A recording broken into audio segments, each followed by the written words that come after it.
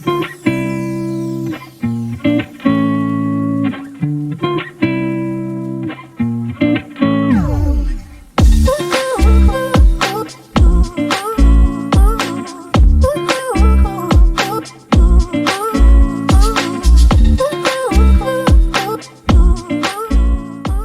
Friends, welcome to mathematics world doctor Sonen Gupta online maths class. Dear friends, आपने previous lecture देखा था किस प्रकार से मैंने आपको ऑर्डिनरी डिफरेंशियल इक्वेशन 2 के बारे में बताया था, जिसमें हमने स्पेशली बात करी थी power series method, Frobenius method, legend and Bessel function के बारे में।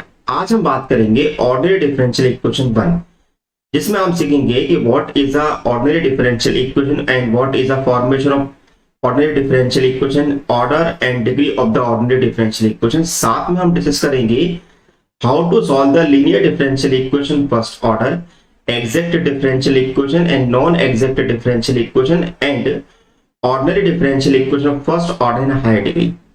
तो डियर फ्रेंड्स, अगर आप मेरे चैनल पर नए आए हुए हैं, चैनल को आप पहली बार देख रहे हैं, तो आप मेरे लेक्चर को लाइक करिएगा, चैनल को सब्सक्राइब करिएगा, बेल आइकन को प्रेस करिएगा, जिससे कि आपको more interesting video in future में भी मिलते रहे।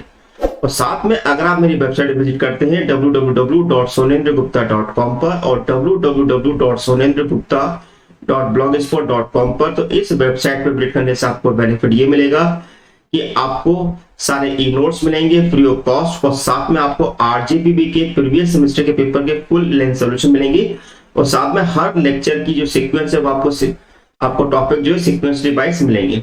तो मेरी वेबसाइट पे विजिट करना ना भूलिएगा। तो आइए स्टार्ट कर दे ordinary differential equation first. Ordinary differential equation first start करने से पहले मैं आपको बताना चाहूंगा कि इस समय आरजीबी में जो मल्टीपल चॉइस क्वेश्चन का जो एग्जाम पैटर्न है वो थोड़ा सा चेंज है। तो आप उस पैटर्न को आप समझ लें कि इस पैटर्न में आपके क्वेश्चन किस प्रकार से पूछेंगे।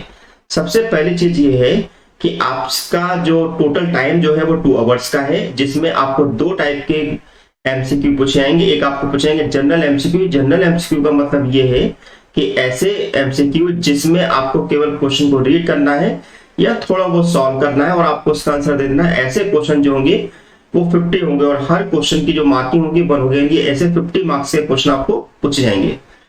दूसरा है आपका लेंथी एमसीक्यू। लेंथी एमसीक्यू का मतलब हमारे पास ये है कि ऐसे एमसीक्यू जिनको हमें थोड़ा ज्यादा सॉल्व करना पड़ेगा और सॉल्व करने के बाद हमें उनका आंसर देना पड़ेगा। ऐसे हमारे एमसीक्यू जो होंगे वो 10 क्वेश्चंस होंगे। 10 क्वेश्चंस का मतलब ये होगा, ये जो क्वेश्चन जो है वो 2 मार्क्स के होंगे, इसका मतलब ये होगा कि 20 मार्क्स होंगे। ऐसे करके आपको ओवरऑल जो पेपर होगा वो 70 मार्क्स का होगा। अब यहाँ पर एक बात का और ध्यान रखना है कि जब आप ये एमसीक्यू की प्रिपरेशन कर रहे हैं तो आपके पूरे थ्योरी को आपको बिल्कुल ध्यान से पढ़ना है। हर बारीक से बारीक चीज पे आपको ध्यान रखना है, जिससे कि आप अपने मल्टीपल चॉइस क्वेश्चन का सही आंसर दे सके। अब यहाँ पर आपको एक बता दें कि हर यूनिट से क्वेश्चन पूछे जाएंगे। हर यूनिट से आपके जनरल एमसीक्यू पूछे जाएंगे 10 क्वेश्चन, जो कि आपके 10 मार्क्स के होंगे, जबकि 2 आपसे लेंथी क्यू क्वेश्चन पूछे जाएंगे जो कि 4 मार्क्स के होंगे। तो कहने का मतलब ये होगा कि हर यूनिट से आपसे 14 मार्क्स के क्वेश्चन पूछे जाएंगे, और 14 मार्क्स से क्वेश्चन होने का मतलब है कि 5 यूनिट्स अगर आपकी मैथमेटिक्स में है तो इसका मतलब ये हुआ कि आपसे 70 मार्क्स से क्वेश्चन पूछे जा रहे हैं। तो आपसे रिक्वेस्ट ये है कि अगर आपने अभी तक अपनी पढ़ाई स्टार्ट नहीं की है तो कोई दिक्कत वाली बात नहीं है। बस आपको करना ये है कि आप पूरे वीडियो को बिल्कुल ध्यान से देखें, लेक्चर को स्किप ना करें, बार बार आगे फॉरवर्ड ना करें, जिससे कि आपको समझने में दिक्कत आएगी। तो आइए स्टार्ट करते हैं क्वेश्चन से। लेकिन क्वेश्चन स्टार्ट करने से पहले आपको हम पूरी थ्योरी पढ़ा देते हैं कि व्हाट क्या क्या चीजें हम यहाँ पर डिस्कस करने वाले हैं। तो आइए स्टार्ट करते हैं कॉन्सेप्ट ऑफ डिफरेंशियल इक्वेशन। देखिए, जनरली अगर हम किसी भी इक्वेशन को हम डिफरेंशियल इक्वेशन तब कहते हैं यदि उसमें हमारे पास डेरिवेटिव और डिपेंडेंट और इंडिपेंडेंट वेरिएबल हमारे पास मौजूद हो। तो ऐसी जो इक्वेशन होती है वो आपकी डिफरेंशियल इक्वेशन कहलाती है। डिफरेंशियल इक्वेशन को 2 पार्ट में डिवाइड किया गया है। पहली होती है आपकी पार्शियल डिफरेंशियल इक्वेशन और दूसरी होती है ordinary differential equation. Partial differential equation का मतलब ये है कि ऐसी डिफरेंशियल इक्वेशन जिसमें पार्शियल डेरिवेटिव मौजूद होते हैं, दैट मींस ऐसे डिफरेंशियल इक्वेशन जिसमें एक से ज्यादा इंडिपेंडेंट वेरिएबल होते हैं और एक डिपेंडेंट वेरिएबल होता है। तो ऐसी जो डिफरेंशियल इक्वेशन होती है तो पार्शियल डिफरेंशियल इक्वेशन कही जाती है। एग्जांपल के तौर पे आप देखेंगे कि यहाँ पर हम लिखा है x del z upon del x plus y del z upon del y equal to mz, या x square del 2z upon del x square plus y square del 2z upon del square del Y square equal to 2xy। Ordinary differential equation की अगर हम बात करते हैं तो ordinary differential equation हमारे पास वो डिफरेंशियल इक्वेशन कहलाते हैं जिसमें एक डिपेंडेंट और एक ही इंडिपेंडेंट वेरिएबल होते हैं। ऐसे जो डिफरेंशियल इक्वेशन होती है वो ऑर्डिनरी डिफरेंशियल इक्वेशन की कैटेगरी में रखी जाती हैं। एग्जांपल के तौर पर हमने यहां पर करा dy upon dx equal to cos x plus 10x, या d2y dx square plus 5 dy dx plus 8y equal to 0, या dy अपॉन dx का whole square plus 5x dy dx plus y equal to 0, या d2y dx square plus 1 plus dy upon dx का whole square whole to the power 3/2 equal to 0। यदि हम यहाँ पर हमारा जो टॉपिक जो है वो ऑर्डिनरी डिफरेंशियल इक्वेशन बेस्ड है, तो जब ऑर्डिनरी डिफरेंशियल इक्वेशन की बात करेंगे तो यहाँ पर हमें ऑर्डर और डिग्री के बारे में बात करना भी जरूरी है। ऑर्डर किसे कहते हैं? तो सिंपल सा लॉजिक ये होता है कि जो भी हमारे पास ऑर्डिनरी डिफरेंशियल इक्वेशन है उसमें देखिए कि आपका हाईएस्ट डेरिवेटिव क्या है, जो भी हाईएस्ट डेरिवेटिव है वही उसका ऑर्डर कहलाएगा। कहने का मतलब ये है कि अगर आपकी किसी डिफरेंशियल इक्वेशन में अगर हाईएस्ट डेरिवेटिव मेरे पास अगर d2y dx स्क्वायर है तो इसका मतलब ऑर्डर 2 है, अगर d3y अपॉन dx है तो ऑर्डर 3 है। जहां तक एक डिग्री की बात, डिग्री पता करने के लिए सबसे पहले हमें ऑर्डर पता होना जरूरी है कि यदि हमारे पास ऑर्डर अगर हमारे पास है तो जिस डेरिवेटिव का ऑर्डर हमारे पास पता है तो अगर उसकी ओवरऑल पावर अगर देखी जाएगी तो वो उसकी डिग्री कहलाएगी। यानी कि the degree of A differential equation is the power of the highest derivative of that differential equation. एक बात का हमेशा ध्यान रखना है, किसी भी ऑर्डिनरी डिफरेंशियल इक्वेशन की जो डिग्री और ऑर्डर जो होते हैं वो ऑलवेज पॉजिटिव इंटीजर होते हैं। दैट मींस 1 2 3, ये कभी भी नेगेटिव या रैशनल फॉर्म में नहीं आते। अगर वो रैशनल फॉर्म में हमारे पास आ रहे हैं तो उसको हम सिंप्लीफाई करेंगे, लेकिन फाइनली जो हमारा आंसर होगा वो हमेशा एक पॉजिटिव इंटीजर ही होगा। Types of the ordinary differential equation. Differential equation in which the dependent variable and it's derivative is of the first degree are called the linear differential equation। Linear differential equation की बात करें तो linear differential equation non linear differential equation हमारे पास होती हैं, और with जो differential equation हमारे पास लीनियर नहीं है वो नॉन लीनियर की कैटेगरी में आ जाएगी। तो यहाँ पर सिंपल से हमने कुछ एग्जांपल यहाँ पर दे रखे हैं। जैसे मान लीजिए हमने लिखा हुआ है कि dy dx equal to cos x plus 10x, तो यहाँ पे साफ साफ दिखाई दे रहा है कि मेरा ऑर्डर जो है 1 है और डिग्री भी 1 है, इसका मतलब है कि ये लीनियर कहलाएगी। Number 2 d3y upon dx plus d2y by dx का whole square then dy upon dx का whole cube equal to e to the power x 10x। अब देखिए इसमें हाईएस्ट डेरिवेटिव कौन है? d3 है, और इस पूरे की पावर कितनी हमारे पास है? 1 है। इसका मतलब ये हुआ कि इसकी ऑर्डर जो है थर्ड है, डिग्री 1 है, चूंकि डिग्री 1 है तो इसलिए लीनियर की कैटेगरी में आ जाएगा। Next d2y by dx square plus 1 dy upon dx का whole square whole to the power 3/2। अब देखिए यहाँ पर 3/2 है, जो पहले इसको हम यहाँ पर शिफ्ट करेंगे और शिफ्ट करने के बाद पावर यहाँ पर लेके आएंगे तो आपकी जो इक्वेशन होगी वो कहलाएगी this is d2y by dx square whole square हमारे पास हो जाएगा ये, और इक्वल टू हमारे पास आ जाएगा this is 1 plus dy by dx का होल क्यूब। इसका मतलब ये हुआ कि आपके पास ऑर्डर भी 2 आ रहा है और डिग्री भी 2 आ रही है। इसका मतलब ये this is a non linear ordinary differential equation. Example number 4 में देखिए हम dy by dx का whole square plus 5x dy by dx plus y equal to 0। तो साफ साफ दिखाई दे रहा है कि ऑर्डर 1 है और डिग्री 2 है, ऑर्डर 1 है और डिग्री 2 है, तो this is a non linear ordinary differential equation. Example number 5 में देखेंगे d2y by dx square plus x cube dy by dx का होल क्यूब इक्वल टू 0 आ रहा है, तो इसका मतलब कि ऑर्डर 2 है और डिग्री 1 है। लास्ट हमारा है y equal to p plus √1 plus p square. Ordinary differential equation में अगर हमारे पास शब्द अगर p अगर कहीं पर यूज होता है तो हमेशा ध्यान रखिए कि p का मतलब जो होता है वो dy by dx को रिप्रेजेंट किया जाता है। क्या था? dy by dx को रिप्रेजेंट किया था। इसका मतलब ये हुआ कि मैं इस इक्वेशन को लिख सकता हूं this is y minus p equal to √1 plus p square. अब मैं अगर इसको अगर सिंप्लीफाई करूं तो दिया होगा y माइनस p का होल स्क्वायर इक्वल टू हमारे पास हो जाएगा 1 प्लस p स्क्वायर। इसका मतलब ये हुआ कि मेरे पास ऑर्डर जो है वो आपके पास 1 हो जाएगा और डिग्री 2 हो जाएगी। ओके, ऑर्डिनरी डिफरेंशियल इक्वेशन के दो प्रकार के सॉल्यूशन एग्जिस्ट करते हैं। पहला होता है जनरल सॉल्यूशन और दूसरा होता है particular solution. The general solution of a differential equation is the solution in which the number of arbitrary constant is equal to the order of the differential equation. कहने का मतलब ये हुआ कि जब भी अगर मैं ऑर्डिनरी डिफरेंशियल इक्वेशन का अगर हम जनरल सोल्यूशन निकालना चाहते हो तो जनरल सोल्यूशन जो है, जो भी आपके पास कोई भी अगर आपके पास एक्सप्रेशन दी हो जिसमें नंबर ऑफ आर्बिट्रेरी कांस्टेंट जो हमारे पास, मान लो अगर हमारे पास n है तो उस ऑर्डिनरी डिफरेंशियल इक्वेशन का ऑर्डर भी मेरे पास n ही आएगा। नेक्स्ट है पर्टिकुलर सॉल्यूशन। अगर हमारे पास जनरल सॉल्यूशन है, मान लो हमारे पास जनरल सॉल्यूशन में हमारे पास C1 और C2 हमारे पास फॉर्म में आ गए, अगर इस C1 और C2 की जगह मेरे पास अगर कोई पर्टिकुलर वैल्यू मेरे पास आ जाती है तो ऐसी कंडीशन में हमारा जो सॉल्यूशन जो कहलाएगा वो पर्टिकुलर सॉल्यूशन की कैटेगरी में आ जाएगा। तो यहाँ पर एक नोट मैंने लिखा हुआ है, इस नोट को ध्यान रखिए। The solution of a differential equation of nth order is its particular solution if it contain less than n arbitrary constant. Next है solution of differential equation first order and first degree. हमारे पास जो ordinary differential equation होती है first order first degree की, वो कितने प्रकार से सॉल्व की जाती है। इसमें सबसे पहले हमारा होता है वेरिएबल सेपरेबल फॉर्म, दूसरा होता है होमोजेनियस फॉर्म, तीसरा होता है linear differential equation of first order, और चौथा हमारा होता है बर्नौली इक्वेशन। अगर हम मेथड नंबर 1 यानी कि मेथड ऑफ वेरिएबल सेपरेबल की बात करेंगे तो जो हमारे पास डेरिवेटिव होगा dy/dx equal to f1x plus f1x upon f2y होगा। तो यहाँ पर हम वेरिएबल्स को आपस में सेपरेट कर देंगे, यानी कि y को y के साथ करेंगे इंटीग्रेट और x को x के साथ करेंगे। जो भी हमारा सोल्यूशन आएगा वो हमारा रिक्वायर्ड सोल्यूशन कहलाएगा। होमोजेनियस की अगर हम बात करते हैं तो होमोजेनियस, जब भी अगर हमें किसी भी डिफरेंशियल इक्वेशन को अगर हमें होमोजेनियस की कैटेगरी में रखना, सबसे पहले जरूरी ये है कि उस डिफरेंशियल इक्वेशन का जो फंक्शन दिया क्या वो होमोजेनियस है कि नहीं। अब सवाल ये उठता है किसे हम होमोजेनियस कहते हैं। तो होमोजेनियस का मतलब ये है कोई भी फंक्शन जिसमें हमारे पास हर टर्म की पावर सेम बनी हो, या वो हमारे पास टी टेस्ट को अप्लाई करने पर अगर हमारे पास रूल फॉलो करता है तो ऐसी कंडीशन को होमोजेनियस कहा जाता है।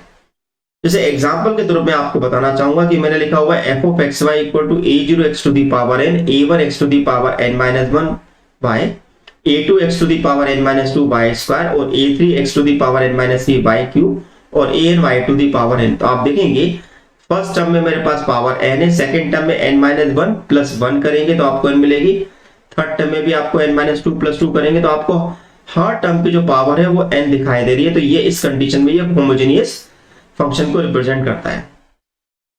दूसरा मैंने आपको बताया कि अगर हमें किसी भी दूसरे फंक्शन की अगर हम होमोजेनिटी निकालनी है तो हमेशा आप टी टेस्ट को अप्लाई करिए। टी टेस्ट का मतलब क्या होता है कि अगर आपके पास दो वेरिएबल दिखाई दे रहे हैं x और y, अगर x को रिप्लेस करें tx से और y को रिप्लेस करें ty से, और अगर हमारे पास t to the power n हमारे पास बाहर आ जाता है और फंक्शन हमारे पास रिपीटेशन फॉर्म में आ जाता है, तो जो भी t की पावर होगी वो हमारी कहलाएगी degree of that homogeneous function और हमारा फंक्शन होमोजेनियस कहलाएगा। जैसे कि फॉर एग्जांपल अगर मैं इस फंक्शन की अगर मैं बात करूं तो यहाँ पर हमारे पास हो गया दिस इज tx और यहाँ पर हो गया मेरे पास ty अपॉन tx, तो यहाँ पर t से t मेरे पास कैंसिल हो जाएगा तो मेरे पास ये फंक्शन होमोजेनियस जिसकी डिग्री 1 है। अगर मैं इसी फंक्शन की अगर बात करूं तो ये मेरे पास हो गया this t square x square, ये आपके पास हो गया tx और ty, और नीचे मेरे पास हो गया this is the 8t square y square plus, और ये हो गया टी स्क्वायर एक्स स्क्वायर। इसका मतलब ये है कि देखिए कि न्यूमरेटर से टी स्क्वायर कॉमन निकल रहा है और डिनोमिनेटर से टी स्क्वायर कॉमन निकल रहा है, यानी कि हमारा फंक्शन होमोजेनियस है जिसकी डिग्री 0 है। इस प्रकार से हम किसी भी फंक्शन की होमोजेनिटी चेक कर सकते हैं। होमोजेनियस फंक्शन को सॉल्व किस प्रकार से किया जाता है? सिंपल सा है कि अगर कोई भी डिफरेंशियल इक्वेशन दिए जो हमें लगता है कि जहां पर f ऑफ xy और g ऑफ xy अगर होमोजेनियस फंक्शन को रिप्रेजेंट कर रहे हैं तो ऐसी कंडीशन में वो जो डिफरेंशियल इक्वेशन होगी वो होमोजेनियस होगी। अब जब भी अगर हमारे पास डिफरेंशियल इक्वेशन अगर होमोजेनियस है तो आपको dependent variable y equal to आपको v एक्सपुट करना है और क्वेश्चन को कन्वर्ट करके लेके आना है वेरिएबल सेपरेबल फॉर्म में। जैसे ही वो वेरिएबल सेपरेबल फॉर्म में कन्वर्ट हो जाएगी तो आपके डिफरेंशियल इक्वेशन जो है आप आसानी से सॉल्व कर सकते हैं। नेक्स्ट आपकी है नॉन होमोजेनियस डिफरेंशियल इक्वेशन और differential equation reducible to the homogeneous form. अगर कोई भी differential equation dy/dx equal to ax plus by plus c upon a dash of x b dash of y plus c dash equal to c dash की form में लिखी हुई है, तो ऐसी इक्वेशन जो होती है वो नॉन होमोजेनियस की कैटेगरी में रखी जाती है। तो इस नॉन होमोजेनियस में डिपेंड इस बात पर करता है कि हमारे पास a अपॉन a डैश और b अपॉन b डैश का नेचर कैसा है। यदि a अपॉन a डैश और b अपॉन b डैश की वैल्यू अगर इक्वल नहीं आ रही है तो आपको सब्स्टिट्यूशन करना है x equal to u plus h और y equal to b plus k। आपको h और k का मान निकालना है और क्वेश्चन में सिंप्लीफिकेशन करना है। यदि आपके पास a अपॉन a डैश और b अपॉन b डैश की वैल्यू अगर आपके पास इनके रेशियो इक्वल आते हैं तो ऐसी कंडीशन में आपको ax प्लस by जो है आपको b लेके सॉल्व करना है और क्वेश्चन को सिंप्लीफाई करना है। जो भी non homogeneous ordinary differential equation होती है वो कन्वर्ट होती है पहले होमोजेनियस फॉर्म में, फिर होमोजेनियस फॉर्म से वो कन्वर्ट होती है वेरिएबल सेपरेबल फॉर्म में। तो यहाँ पर 3 स्टेप में क्वेश्चन सॉल्व होता है। तो जो भी नॉन होमोजेनियस होंगे वो क्वेश्चन थोड़े से लेंथी होते हैं। नेक्स्ट आपका सिलेबस जो स्टार्ट बेसिकली जहां से होता है वो आपका linear differential equation of first order से स्टार्ट होता है। Linear differential equation first order से मतलब मेरे पास ये है कि ऐसे differential equation dy upon dx plus py equal to q की फॉर्म में है, जहां पर p और q जो है इंडिपेंडेंट वेरिएबल का फंक्शन है, जैसे कि इस समय इंडिपेंडेंट वेरिएबल x है। तो ऐसी कंडीशन में इसका इंटीग्रेटिंग फैक्टर जो होगा वो e to the power integral p dx होगा और सॉल्यूशन निकालने का तरीका होगा y into integrating factor equal to c integration q into integrating factor into dx। कई बार क्या होता है कि हमारे पास लीनियर डिफरेंशियल इक्वेशन जो फर्स्ट ऑर्डर होती है वो dy upon dx plus py equal to q की फॉर्म में अरेंज नहीं हो पाती है। यदि वो उस फॉर्म में अरेंज नहीं हो पाती है तो हम क्या करते हैं, उसको कन्वर्ट कर लेते हैं dx upon dy plus px equal to q की फॉर्म में। ऑब्वियसली यहाँ पर p और q जो है वो इंडिपेंडेंट वेरिएबल यानी कि y के फंक्शन कहलाएंगे और आपका इंटीग्रेटिंग फैक्टर जो होगा वो e to the power integral p dy कहलाएगा। तो सॉल्यूशन जो आपका कहलाएगा वो आपका सॉल्यूशन हो जाएगा, this is the solution is x into if equal to c integral iq into if into dy। Okay, next इसके बाद हमारा है equation reducible to linear form, यानी कि ऐसे डिफरेंशियल इक्वेशन जो बर्नौली की फॉर्म में है और उस बर्नौली इक्वेशन को हम कन्वर्ट करेंगे लीनियर डिफरेंशियल इक्वेशन में।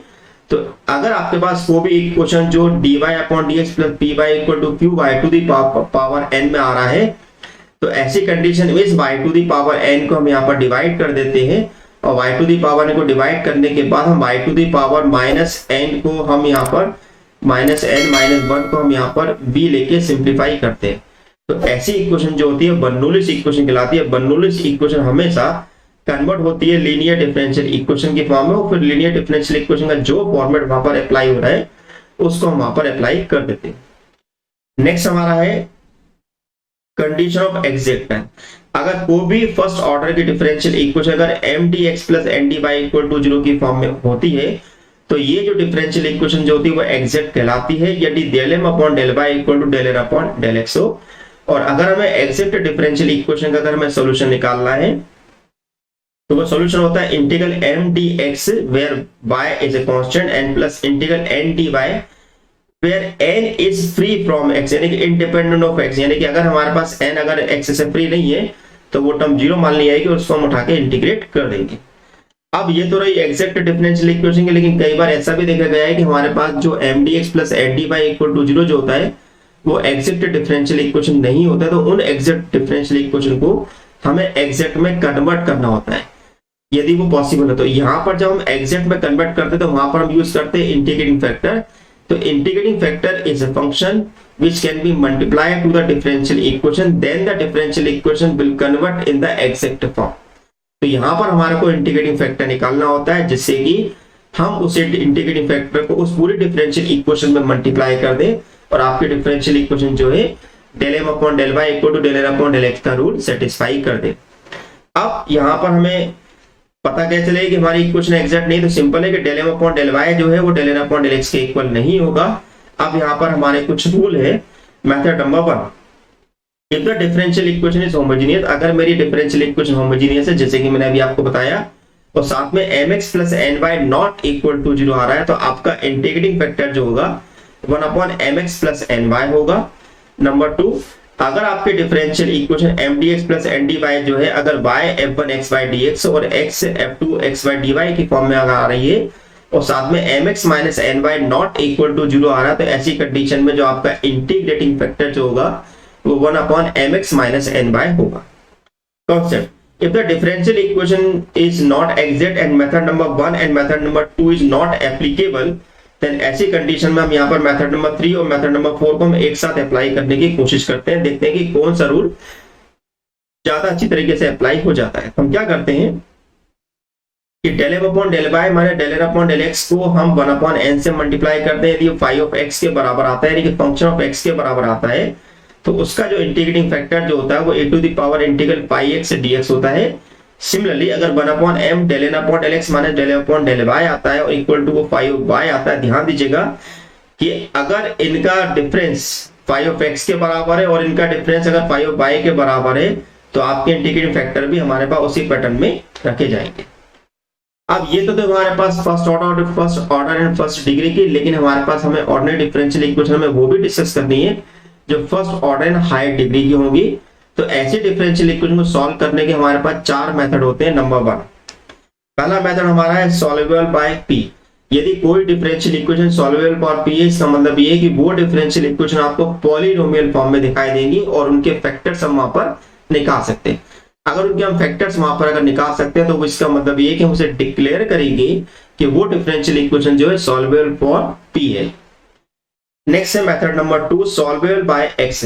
अगर हमें किसी भी ऑर्डिनरी डिफरेंशियल इक्वेशन को अगर हमें x के लिए सॉल्व करना है तो इसका मतलब ये कि x can be separate in terms of y and p। x जो होगा y और p की फॉर्म में हमारा सेपरेट किया जाना चाहिए और फिर इसको हम यहाँ पर डिफरेंशिएट कर देंगे विद रिस्पेक्ट टू y। अगर आपकी डिफरेंशियल इक्वेशन अगर सॉल्वेबल बाय है तो ऐसी कंडीशन में y can be separate in terms of x and p। And the last Clairaut equation. देखिए क्लियरेट इक्वेशन की अगर हम बात करेंगे तो क्लियरेट इक्वेशन का एक स्टैंडर्ड फॉर्म होता है y equal to px plus f of p। अगर कोई भी डिफरेंशियल इक्वेशन जो इस फॉर्म में हमारे सामने आ रही है तो वो हमारे पास क्लियरेट फॉर्म में है। तो यहाँ पर जैसे हम ये बोलते हैं कि हमारे पास डिफरेंशियल इक्वेशन क्लियरेट फॉर्म में, तो हमें कुछ नहीं करना है, बस p की जगह हमें x को सब्स्टिट्यूट कर देना है। तो हमारा रिक्वायर्ड सॉल्यूशन जो होगा y equal to cx plus f of c बन जाएगा। तो डिफरेंस यहाँ पर मैंने आपको इस जो भी आज हम एमसीक्यू क्वेश्चन सॉल्व करने वाले हैं उस पर बेस्ड मैंने आपको पूरी थ्योरी बता दी है। बस अगर आपको ये थ्योरी अगर आपसे नहीं बनती है तो मैं इससे रिलेटिव आपको वीडियो लेक्चर के लिंक से दे दूंगा, उन लेक्चर्स को आप ध्यान से देख लीजिएगा। अगर आपको कोई भी डाउट हो तो आप लेक्चर कमेंट बॉक्स में पूछ सकते हैं, आपकी क्वेरी जल्द से सॉल्व किएगी। साथ में अगर आप मेरे व्हाट्सएप ग्रुप से जुड़ना चाहते हैं तो मेरे व्हाट्सएप ग्रुप से जुड़ सकते हैं। इसकी लिंक भी जो आपको डिस्क्रिप्शन बॉक्स में दे रखी है।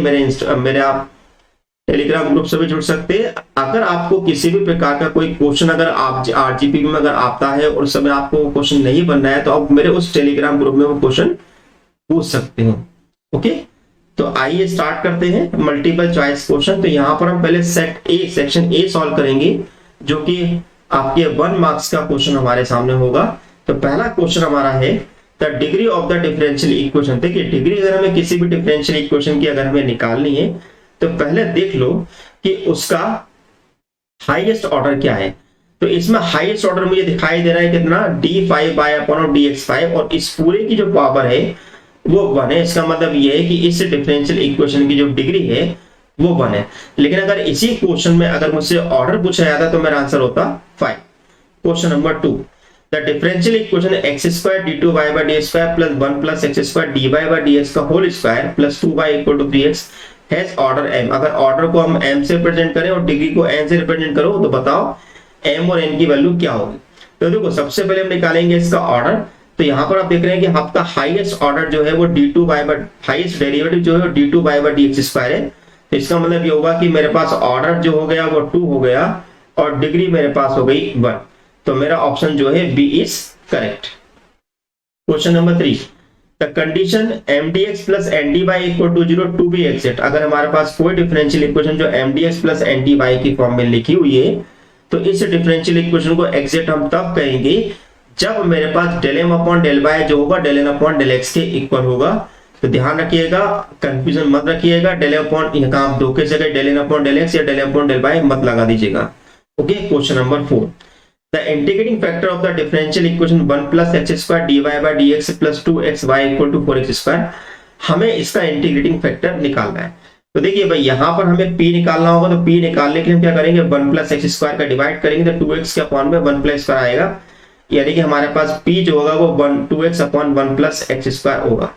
अगर मैं इंटीग्रेटिंग फैक्टर निकालना चाहता हूँ तो इंटीग्रेटिंग फैक्टर का फॉर्मूला जो होता है e to the power p dx होता है। तो अगर मैं यहाँ पर इसको अगर मैं इंटीग्रेट करूं, this is the 2x upon 1 plus x square. तो इस टर्म को अगर मैं इंटीग्रेट करता हूं तो e to the power log x आएगा और e to the power log 1 plus x square का मतलब है कि मेरे पास जो इंटीग्रेटिंग फैक्टर जो होगा वो केवल 1 प्लस एक्स स्क्वायर होगा। तो इसका मतलब है कि मेरा option A is correct. Question number 5 हमारा है number of arbitrary constant is the in the solution of differential equation of second order and third degree will be. तो यदि मेरे पास कोई भी डिफरेंशियल इक्वेशन सेकंड ऑर्डर और थर्ड डिग्री की अगर मेरे पास है, तो यहाँ पर ऑर्डर कितना मेरे पास है, ऑर्डर बोला हुआ 2, इसका मतलब है कि मेरे पास नंबर ऑफ आर्बिट्रेरी कांस्टेंट जो होंगे वो आपके बी ऑप्शन मेरे पास इज परफेक्ट सॉल्यूशन कहलाएगा।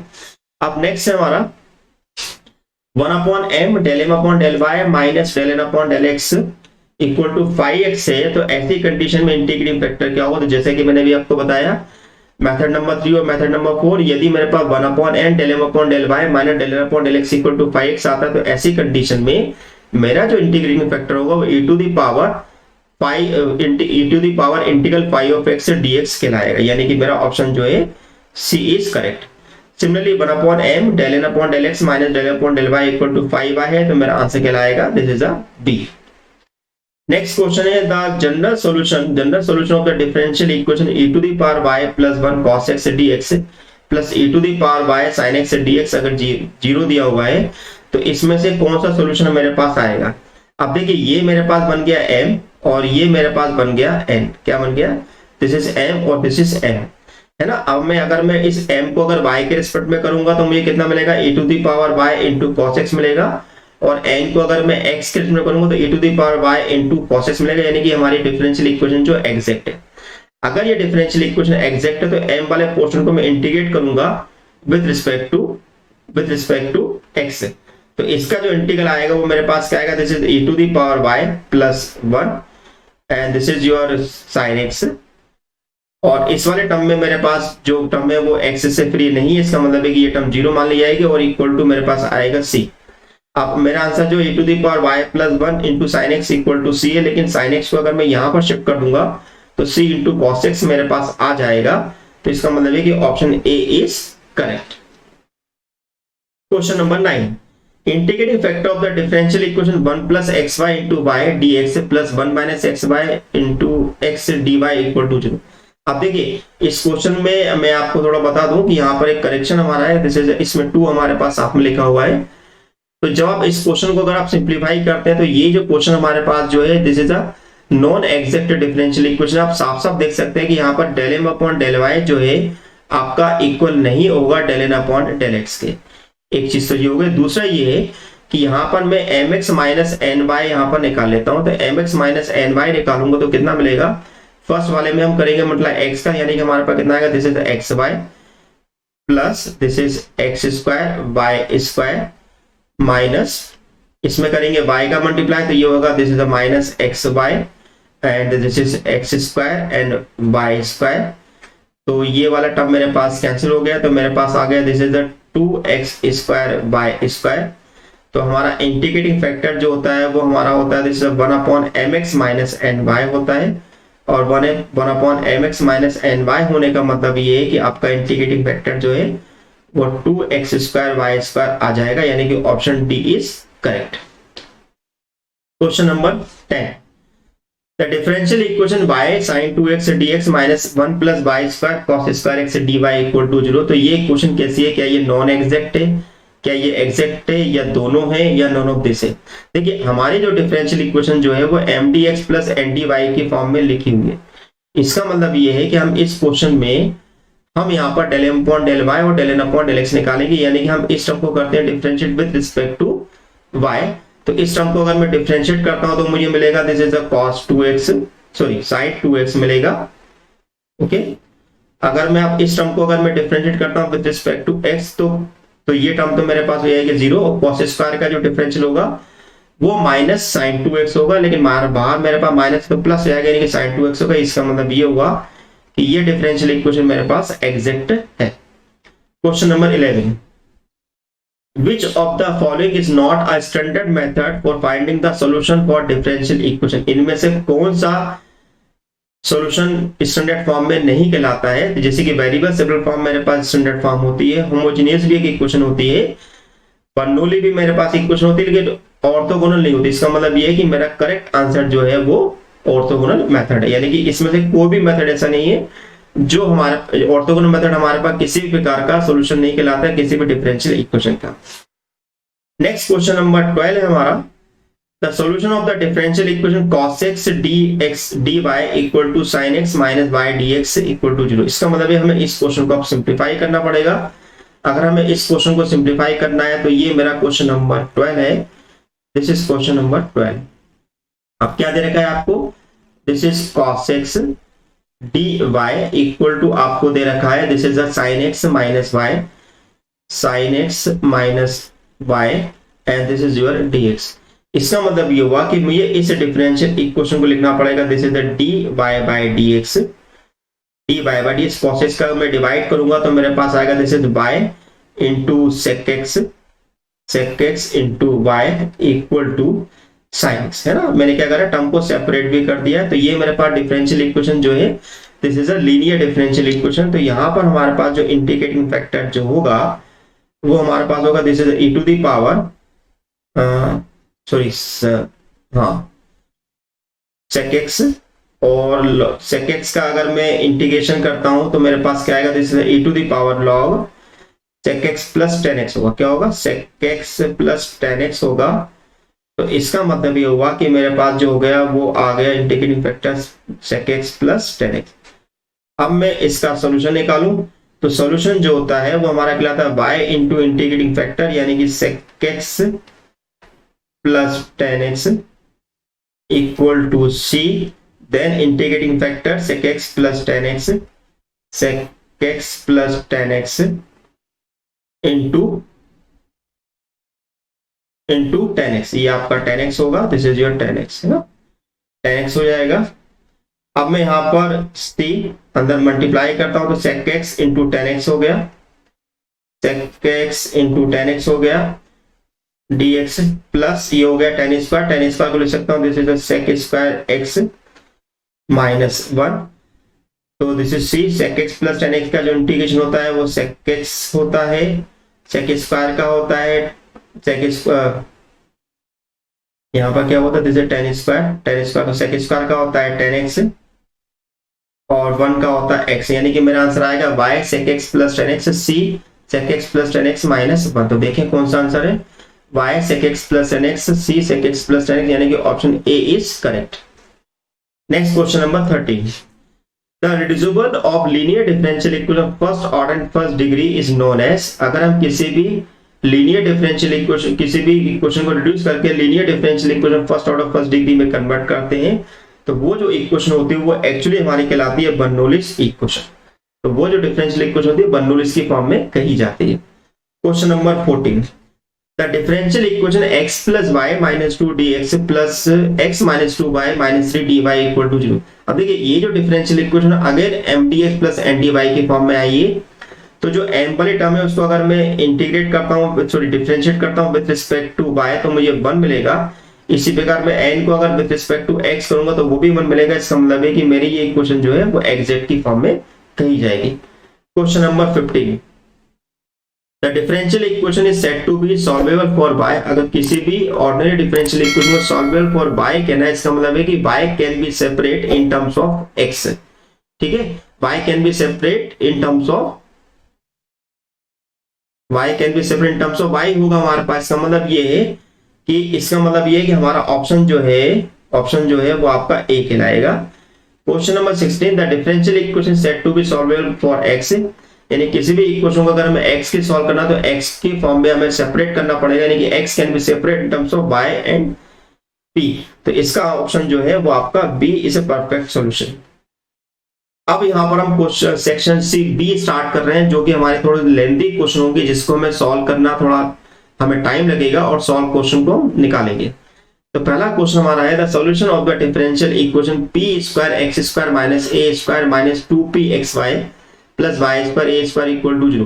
देखिए ये जो इक्वेशन जो है मेरे पास ordinary differential equation first order and high degree की है, यानी कि ये क्वेश्चन या तो सॉल्वेबल फॉर y होगा, सॉल्वेबल फॉर x होगा या सॉल्वेबल फॉर p होगा या क्वाड्रेटिक क्वेश्चन। तो आपको यहाँ पर एक सजेशन ये है कि जब भी अगर हमारे पास क्वेश्चन अगर इन 4 कैटेगरी में आता है सबसे पहले आप ट्राई करिए क्या वो क्वेश्चन हमारे पास सॉल्वेबल, क्या उसे हम क्लैरिटी सॉल्व कर सकते, उल्टा चलिए आप क्लैरिटी सॉल्व करिए फिर y और x फिर उसके बाद p की तरफ आइएगा। तो अब हम क्या करेंगे, पहले इस इक्वेशन को पहले हम यहाँ पर लिख लेते हैं कि भाई ये इक्वेशन मेरे पास क्या है। तो this is a question number 70। Now this is 70। Equation हमारी क्या है? This is P square, this is x square minus A square, then minus 2pxy, this is 2pxy plus आपका Y square plus A square equal to 0, है ना।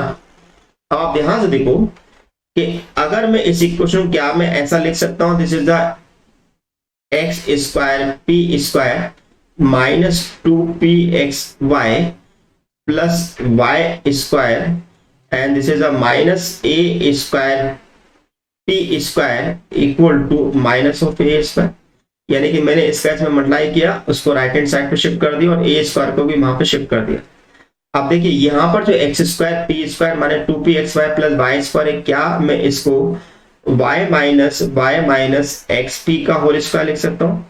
कहने को तो मैं यहाँ पर एक्सपी माइनस वाई का भी होल स्क्वायर लिख सकता हूँ, लेकिन मैंने इसको y माइनस एक्सपी का होल स्क्वायर लिखा। यहाँ पे मैंने ए स्क्वायर कॉमन निकाल लिया है, this is P square minus 1, तो ये मेरे पास हो गया this is y minus x p equal to plus minus a under root p square minus 1।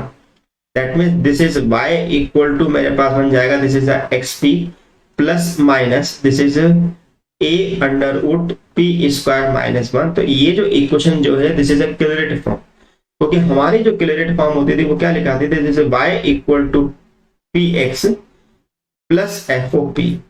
अच्छा, इससे कोई फर्क नहीं पड़ता है कि यहाँ पर प्लस लिखा है कि माइनस लिखा है, डजंट मैटर, बस एफ ओ पी भी हमारे पास आ रहा है।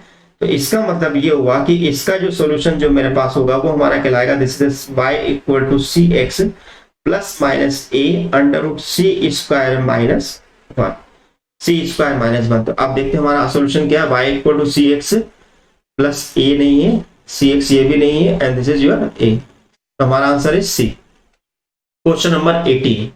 क्वेश्चन नंबर 18 है the solution of the differential equation x square dy by dx का whole square plus x by dy by dx minus 6y square equal to 0। देखिए ये equation भी मेरे पास क्या है, this is a ordinary differential equation first order in high degree होगा, यानी कि हमारी equation this is x square p square plus xy p minus 6y square equal to 0। अब देखो ये क्वेश्चन में साफ साफ दिखाई दे रहा है कि मैं यहाँ पर इसको परफेक्ट स्क्वायर की फॉर्म में नहीं बना पाऊंगा, तो इसका मतलब ये ना ही मैं यहाँ पर x को y के फॉर्म में अरेंज कर सकता हूँ, y को x के फॉर्म में अरेंज कर सकता हूँ। इसका मतलब ये कि ये जो क्वेश्चन होगा स्पेशली सॉल्व होना चाहिए सॉल्वेबल फॉर p से। और यदि अगर हमें किसी भी क्वेश्चन को अगर सॉल्वेबल फॉर p से अगर हमें सॉल्व करना है, इसका मतलब ये हुआ कि उस क्वेश्चन को मुझे फैक्टर बनाने पड़ेंगे। तो आइए देखें कि इसके फैक्टर किस प्रकार से बनेंगे। तो फैक्टर बनाने के लिए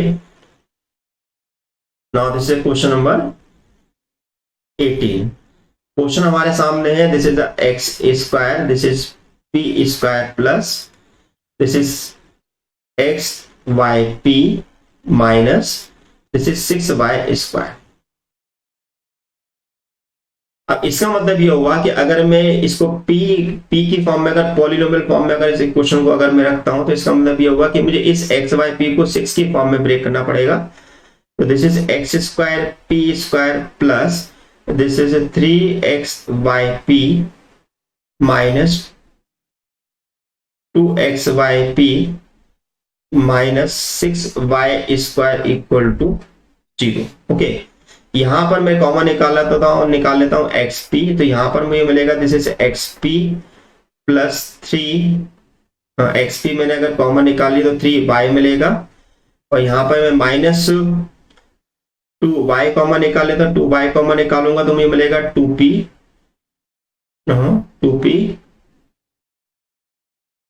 2 निकाला तो मेरे को मिलेगा यहाँ पर दिस इज 2y कॉमन निकाला 2y यानी कि xp plus 3y equal to 0। इसका मतलब ये हुआ कि इस इक्वेशन के जो मेरे पास फैक्टर जो आ रहे हैं वो xp प्लस 3y और दूसरा मुझे मिल रहा है this is xp minus 2y equal to 0 मुझे मिल रहा है।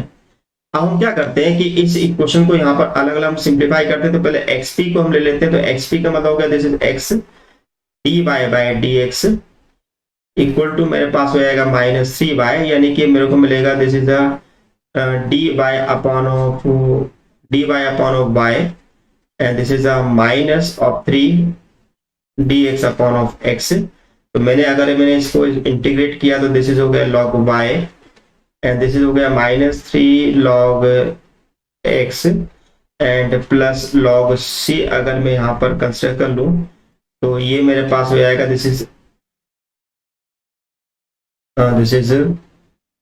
सी अपॉन एक्स क्यू हो जाएगा यहाँ पर, और ये हो जाएगा बाय, यानी कि इसका मतलब ये हुआ कि मेरे पास होगा this is by x q minus c equal to 0।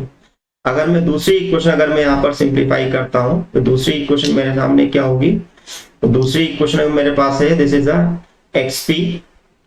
XP यानी कि मेरे पास क्या होगा this is x d y by d x equal to 2y। That means this is d y by d x, sorry d y upon of y equal to 2dx upon of x. अगर मैं इसको integrate करता हूं तो मेरे पास ये आएगा दिस इज, इसको अगर मैं इंटीग्रेट करता हूं तो मेरे को मिलेगा this is a log Y equal to 2 log X plus log C ही यहां पर यूज करता हूं तो ये मेरे पास हो जाएगा this is a log c into x square, इधर मेरे पास log y हो जाएगा तो y इक्वल टू मेरे पास आ गया सी एक्स स्क्वायर यानी कि y minus c x square equal to 0।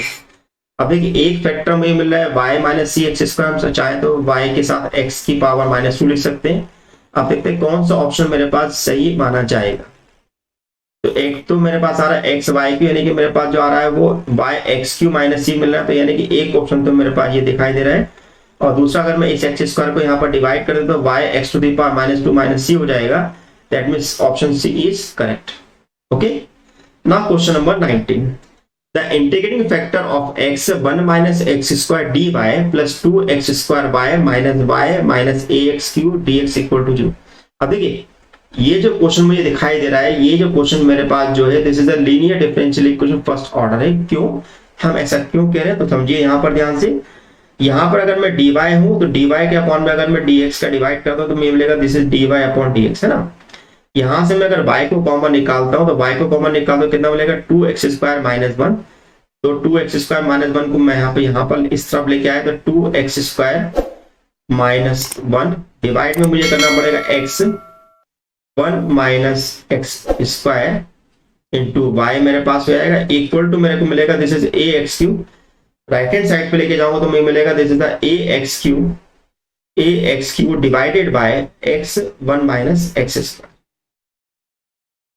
Okay, तो अब हमारे पास इसका मतलब ये है कि ये मेरे पास p के लाएगा तो इस p के मुझे इंटीग्रेटिंग फैक्टर इस p के मुझे इस सम को सिंप्लीफाई करना है। तो एक बार फिर से देख लें 2x स्क्वायर, ये प्लस ही नहीं है प्लस रहेगा प्लस होगा, तो यानी कि मेरे पास जो p है वो p जो मेरे पास आ गया है वो this 2x square minus 1 upon of x 1 minus x का होल स्क्वायर बन गया। तो अब इस टर्म को मुझे यहाँ पर सिंप्लीफाई करना है।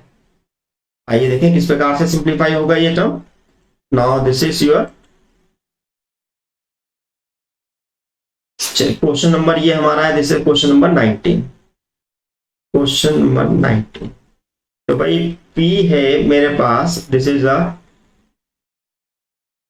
2x square minus 1 and this is your x upon में है 1 माइनस का, तो यहां पर लिख देता हूं दिस इज 1 माइनस x और 1 प्लस x। ओके, अब मैं यहां पर आपको पार्शियल फ्रैक्शन का शॉर्ट ट्रिक बता रहा हूं, ध्यान से समझिएगा। यहां पर एक्चुअली मेरे पास लिखा आएगा this is a upon of x then b upon of 1 minus x c upon of this. तो हम यहां पर क्या करते हैं, हम पहले x को यहाँ पर हम कवर करते हैं x, और यहाँ पर इसके अलावा जो भी टर्म है सबके अंदर 0 रखते आएंगे। 0 क्यों रखा, क्योंकि हम x को 0 के इक्वल रखेंगे तो आपको 0 मिलेगा, तो हमने ऊपर रखेंगे तो कितना मिलेगा दिस इज -1, इसमें रखेंगे तो कितना मिलेगा दिस इज 1 माइनस 0, और इसमें रखेंगे तो 1 प्लस 0। ओके, सेकंड में अगर हमें सेकंड की अगर हमें बात करना है तो हम सेकंड में 1 माइनस एक्स को हम यहाँ पर कवर करते हैं। 1 माइनस एक्स को अगर मैं 0 के इक्वल रखता हूं तो x इक्वल टू 1 मिलेगा, तो x इक्वल टू 1 अगर मैं ऊपर रखूं तो 2 इंटू 1 माइनस 1 यानी कि 1 मिलेगा, नीचे मिलेगा मुझे 1, यहां पर मैं रखूंगा तो ये मिलेगा मुझे 2। इसी प्रकार अगर मैं 1 प्लस एक्स को अगर मैं कवर करता हूं, 1 प्लस एक्स को मैंने अगर कवर किया तो अब x इक्वल टू मिलेगा -1। जैसे ही मैं x इक्वल टू -1 रखूंगा तो यहाँ मिलेगा 2 इंटू -1 का स्क्वायर, यानी कि ये 1 ही मिलेगा। ये मिलेगा मुझे -1 और ये मिलेगा मुझे 1 -1 यानी कि 2। यानी कि मेरे पास जो फैक्टर आ गए वो आ गए मेरे पास, this is -1 upon of x, this is +1 upon 2 1 minus x, और ये मेरे को मिल गया this is -1 upon 2 1 plus x। अब हम क्या करते हैं कि इस p को यहाँ पर ये p जो है इस p को हम यहाँ पर इंटीग्रेट कर देते हैं, यानी कि p dx निकालते हैं। तो ये आपको मिलेगा this is minus log x, ये भी आपको मिलेगा माइनस लॉग 1 माइनस x और साथ में 1/2 होगा, then -1/2 log 1 plus x। Okay, ये टर्म मेरे पास आ रही है।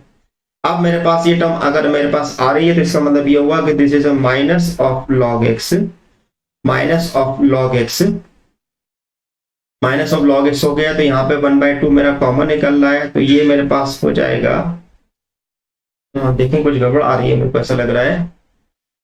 x इक्वल टू 0 पुट करने पे ये मिला 1/2 1 माइनस x का मैंने इंटीग्रेट करूंगा तो ये माइनस साइन मिलेगा, तो माइनस माइनस प्लस हो जाएगा। तो ये मेरे पास हो जाएगा this is a log 1 minus x और 1 प्लस x, है ना, 1 माइनस x और 1 प्लस x मिलेगा। इसका मतलब ये हुआ कि this is a minus of log x plus, sorry minus sign बाहर आया हुआ है, दिस इज माइनस साइन। तो ये हो गया log 1 minus x square root उसके ऊपर चढ़ जाएगा हमारे पास। देन ये टर्म हमारे पास जो होगी this is 1 upon x under root 1 minus x square के बराबर हो जाएगी, और ये पूरी टर्म जो है लॉग में लिखी हुई है। और जब हम इंटीग्रेटिंग फैक्टर जब हम निकालेंगे तो हमारा इंटीग्रेटिंग फैक्टर जो होता है वो e to the power integral p d x होता है। तो e के ऊपर पावर आएगा तो हमारे पास जो टर्म होगा this is 1 upon x under root 1 minus x square होगा। इसका मतलब ये हुआ कि आपका आंसर है 1 upon x under root 1 minus x, यानी कि option is D is correct. Question number 20, the solution of dy by dx plus 2y tan x equal to sin x given that y equal to 0 and x equal to pi by 3। यानी कि ये question भी आपका linear differential equation of first order का है, यानी कि इसमें भी हमें क्वेश्चन को पूरा सिंप्लीफाई करना है और सॉल्यूशन निकालना है। ओके, तो देखते हैं इसको हम। Now this is question number 20, this is question number 20। Question हमारा है this is dy by dx plus 2 by tan x equal to मेरे पास है sin x। तो पहले मैंने इसका इंटीग्रेटिंग फैक्टर निकाला, तो इंटीग्रेटिंग फैक्टर मेरे पास आएगा this is 2 integral of tan x dx। अब 2 tan x का अगर मैं इंटीग्रल करता हूँ कितना आएगा, tan x का इंटीग्रल होता है log of sec x। log of sec x का मतलब हो गया कि मुझे मिलेगा sec स्क्वायर x, है ना। यानी कि अगर मैं इसका सॉल्यूशन निकालूंगा तो y this is the sec square x equal to c plus sec square x into sine x dx। अब सेक स्क्वायर को भाई मैं क्या लिखूं, जैसे एक सेक को इसके नीचे लेके आऊंगा तो 10 बन जाएगा, यानी कि मैं इसको लिख सकता हूं जैसे c plus sec x into tan x dx, है ना। और सेक x tan x को यदि मैं इंटीग्रेट करूंगा तो मुझे कितना मिलेगा, this is the sake x, correct. अब मेरे पास कंडीशन क्या दी हुई है, मुझे क्या बोला गया है क्वेश्चन में कि आपको y इक्वल टू 0 और x इक्वल टू पाई, तो हमने y इक्वल टू 0 और x equal to pi by 3 put करा। पाई बाय 3 का मतलब होता है 60 डिग्री। तो राइट हैंड साइड वाली वैल्यू मेरे पास हो जाएगी 0 इक्वल टू मिलेगा c sec 60 मतलब कि cos 60 की वैल्यू जो होती है वो आपके पास होती है जैसे c cos 60 हमारे पास होगा 1/2, तो ये हो जाएगा मेरे पास 2, यानी कि c की जो वैल्यू होगी वो -2 आ जाएगी। इसका मतलब ये हुआ कि मेरे पास आंसर जो होगा -2 प्लस sec x होगा मेरा आंसर, है -2 प्लस sec x। तो देखिए -2 plus y sec square -2 plus sec x, यानी कि दिस इज नहीं, ये आंसर नहीं हो सकता है। ये भी नहीं हो सकता, option B is correct. Now this is a last question. Question number 21 में हमसे क्या लगा, value of the integral constant when to solve the differential equation dy by dx plus y upon x equal to x square with initial condition y equal to 1 x equal to 0। इसका मतलब ये है कि इस question में आपसे बोला जा रहा है कि जो भी हमारा इंटीग्रल कांस्टेंट इसमें आता है उसकी वैल्यू मुझे बताना है इस इनिशियल कंडीशन पे। अब इस इनिशियल कंडीशन बताना तो भाई सीधा से सीधा ये है कि भाई इसका इंटीग्रेटिंग फैक्टर जो है वो हमारे पास होगा this is e to the power 1 upon x यानी कि log x यानी कि x, यानी कि मेरा आंसर जो होगा this is x into y equal to c, और x का अंदर मल्टीप्लाई करूंगा तो एक्स स्क्वायर होगा, एक्स स्क्वायर का जो x के ऊपर जो इंटीग्रल होगा वो x to the power 4 upon 4 हो जाएगा। अब मैं y इक्वल टू 1 पुट करूंगा और x इक्वल टू 0, तो ये वाला टर्म हो गया 0, दिस इज c प्लस ये टर्म भी हो गया 0, यानी कि मेरे पास c का जो मान आएगा वो आएगा 0। Option C is correct. तो डियर फ्रेंड्स, हमने यहाँ पर आपको क्वेश्चन इस प्रकार से सॉल्व कराए हुए हैं कि सभी टाइप के वेराइटीज हमने कवर कर लिए हैं। अगर आप इन क्वेश्चन की अगर आप प्रैक्टिस करते हैं, बार बार प्रैक्टिस करते हैं, तो आपको एक आइडिया मिल जाएगा कि भाई हमारे पास क्वेश्चन किस प्रकार से पूछे जा रहे हैं। तो डियर फ्रेंड्स, आपको मेरा लेक्चर कैसा लगा, अपने फ्रेंड के साथ लेक्चर को शेयर करना ना भूलिएगा, और लाइक शेयर और सब्सक्राइब करना ना भूलिएगा, और बेल आइकन को प्रेस करना ना भूलिएगा, जिससे कि आपको मोर इंटरेस्टिंग वीडियो आपको फ्यूचर में मिलते रहे। Thank you for watching my lecture. Thank you so much.